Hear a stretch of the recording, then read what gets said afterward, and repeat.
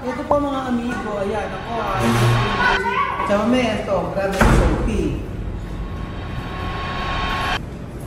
Bakit ganito ang grade si Sophie? Bakit ganito? Nandito po tayo mga amigo sa may Wesleyan University, Philippines. Ang aga-aga pa, naku po, alas 8 ng umaga, alas 6 pa lang ay gising na si Tia Celsa. Alas 4 madaling araw naglalaba na. Alas 4 at nagluto na rin. So tayo po ay may meeting. Apo. May meeting po tayo mga amigo at pinatawag tayo. May mga meeting ang nanay at di ko alam kung ano yung meeting mga amigo. Dito sa my library, sa mga library. Sa library. Sa ano yan, may pag-uusapan yata. Hindi ko alam kung ano. Wala akong idea mga amigo. Bigla-biglaan. Bigla-biglaan. Hindi ko lang inunawa kung ano yung gagawin. Basta sabi meeting daw po. And then ngayon po kasi yung ano, alas 8. Ibig sabihin napakaaga natin. Wala pa eh. Saan ba ang library? Ito ata library, no? Ayun yung mga nanay. Ayun ang building na yun. Asan? Ayun, no? Saan tayo? Papasok tayong lahat. Ito ang library. Ayan, papasok tayong lahat dyan.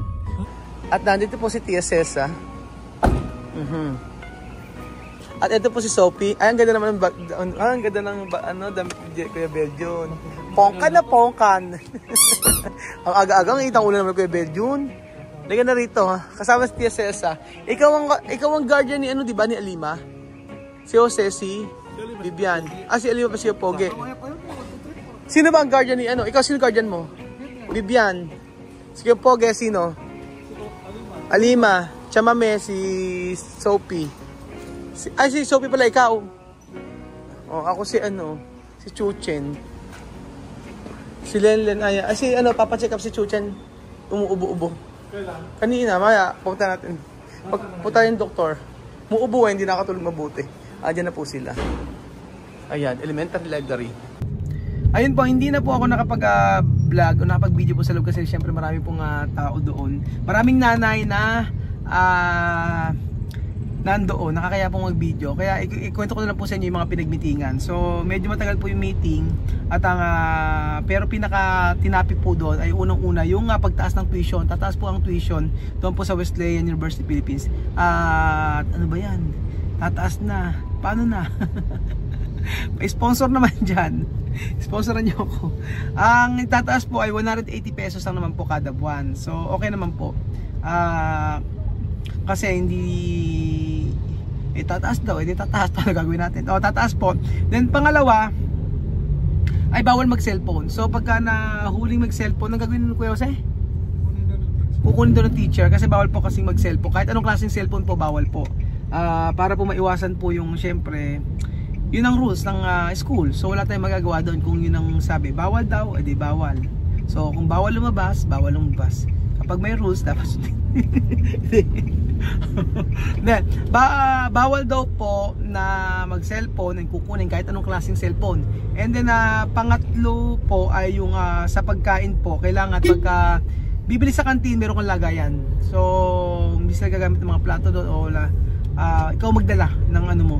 Ikaw magdala ng lagayan mo ng container mo para po sa pagkain mo. And then pati yung sa tubig at sa mga juice. So magdadala ka ng lagayan o baunan para makaiwas po yung para hindi dumami ang basura ng school. O para din naman sa ano yan, para din naman sa mga bata yan. At least para matuto silang para din po sa atin pala na hindi para hindi puro basura na lang.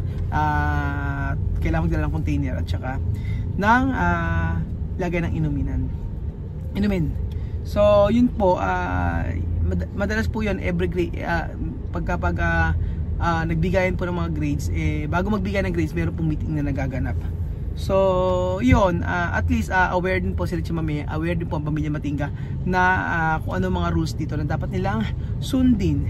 So ayan po, after po nito, excited na po ba kayo na malaman po ano ang grades ng mga bata? Ano po ba ang sasabihin ng mga teacher? So isa-isahin po natin yan mga amigo para alam niyo po kung ano po ang development o anong progress sa mga batang Aprikano. Ito po mga amigo, ayan ako Chamame, ito grabe sa Sophie. Bakit ganito ang grade si Sophie? Bakit ganito? Ayun po. Ano nangyari? Rocco Matinga Josepina. So, gusto niyo po makita yung grade si Sophie. Pero bago po yan, tanongin na po muna natin si Ma'am Joyce, ano po ba dapat improve? Pero, pakita na kaya natin yung grades, no? Pakita na agad natin yung grades kasi medyo hindi po yata, medyo buwaba po si Sophie Chamame. Chamame medyo, aprobado, si, bien. Aprobado, pero poco baha. Kasi, si. Ehemplo, no? Ayan po mga amigo, pakita na po natin yung grades. Okay naman pakita to, kasi pinakita ko rin yung ano. So, sa grades po ni Sophie, ayan, sa reading, buwaba po siya ng 3 puntos. Sa language naman, bumaba siya ng 2. And then sa mathematics, bumaba ng 1. Ayan. Tapos sa isa, tumaas naman siya sa makabansa. Ano po ba yung makabansa, Ma'am Joyce? Ano ginagawa doon? Tagalog? Yes. Oh, tumaas naman siya sa EP. Sa ano ginagawa po doon? About po sa bansa natin? Oh, para siyang social science. Tama ba? Oh, parang social science, tumaas siya ng 4. Tapos 89. Ay, bumaba siya sa Pilipino ng tumaba siya. Tapos sa GMRC bumaba ng 1. Tapos robotics tumaas naman ng 2. Ayun. Ito po yung kaya Sophie. At saka Ber. Está bien. Está bien. Mira. Primer año, está bien. Primer año. Yo me hago notas ahí en casa, está bien. Está bien. Ella mejora. Idioma sí que le estaba un poco así. Idioma. Va a escuchar bien, va a estar bien. Yo no hago sus ejercicios también en casa. Ayun. Okay naman daw po, sabi ni Chamame para sa kanya kahit daw po ba ng konti. Ganun po. So, ang maganda na lang po, tanongin na lang natin po si Ma'am Joyce about po sa Ma'am Joyce, ano po ba yung recommendation na pwede kay Sophie? Ayan, sa recommendation po, dahil yung lesson namin ngayon ay mapahirap na. Papahirap na? Siyempre, nasa 2nd quarter na po tayo. Ma'am Joyce, yung po kung sa setting na to at ibig sabihin na mahirap na to? Ay, opo. Kasi Mahirap po, na. Nakikita ko yung ginagawa ni Sophie, mahirap Ang question ko, paano niya nasasagot yung mga sa Tagalog? Halimbawa yung mga... Kasi nakikita ko yung exam niya. Kasi, ano yun? Ibinabasa niyo po sa kanya yun? opo, binabasa po namin yun since iba yung language niya. Paano ginagawa yun? Translate din po. Tinatranslate niyo din? Sa Spanish. Na-translate din pala. Spanish to English. Para naman hindi siya masyadong mahirapan. Kasi kung i-try natin agad sa Filipino, hindi siya makakakuha. Pero Ma'am Joyce, ang laki na improve sa language Kasi alam, nakakausap niya ng Tagalog Minsan sabihin niya, andoon, gano'n. Kumain ka na. Ano ba yun? Ano ba yun? Ano ba yun? Gano'n si Sophie. Ano ba yun? Actually, ang problema lang po ni Sophie, di ba sabihin ko, tatapatin ko po kayo about po sa yung pag-iyak-iyak niya dito sa school. Pero huwag na po natin yung pag-usapan. Dahil bata po at huwag natin subukan si Sophie. So, yun po talaga, issue kay Sophie talaga yun. Sa pag-iyak po at saka yung hindi siya masyado maka-adapt pa sa mga kaklase. Siyempre, hindi naman nagkakaunawaan minsan. Ganun. So, ayun. Ano ko na po kasi yun na-content ko yan, hindi pa lang po na ipapalabas sa inyo. Pero, pag-iisipan ko po muna kung papalabas ko po yung content niyo. Kasi pinatawag po ako ni Ma'am Christy regarding po sa behavior ni Sophie. Pero, hanggang ngayon nakapending po yung video at pinag-iisipan ko kung papalabas. Pero, napansin ko, Ma'am Joyce, sa totoo lang, personally hindi dahil sa video lang ito, kung the way na kausapin ko siya, pag tinagalog siya, naiintindihan niya. Nakakaintindihan na siya. Minsan, pag hindi po niya naiintindihan, sasabihin sa akin, hindi ko naiintindihan. Yun ang maganda sa kanya. Tapos, meron pang time na bigla na lang nagugulat sa may mga salita sa Tagalog na sinasabi na hindi mo akalain sasabihin niya.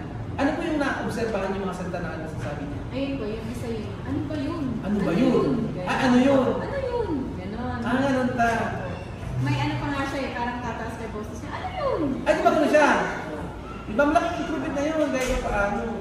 Tapos minsan, nag-i-English na sa English po niya, medyo ano pa lang tayo doon.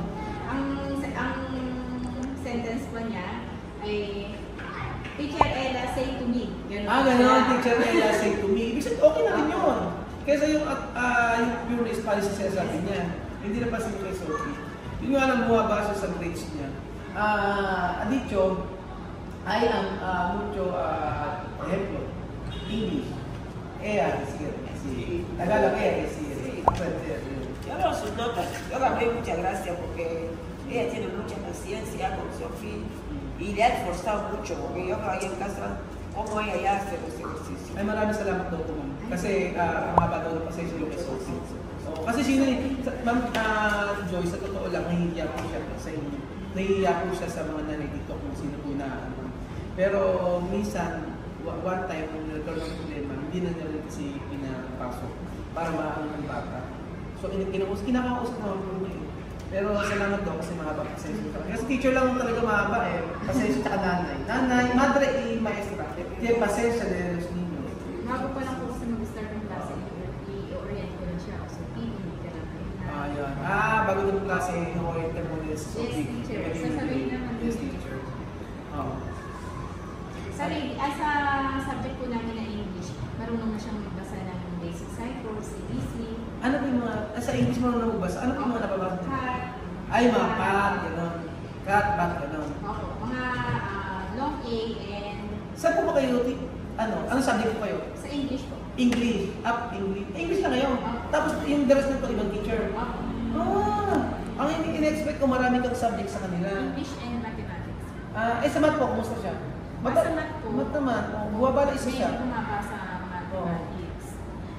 Bumaba sa Kagaya nga po nung sinabi ko, papahirap na kasi. Papahirap na. Siguro may mga words pa rin siya na hindi maintindihan. Oo. Kaya yung comprehension ng bata. Ganun pala. First quarter, pwede mo din. Parang nag-aaral ako, parang lahat mahirap.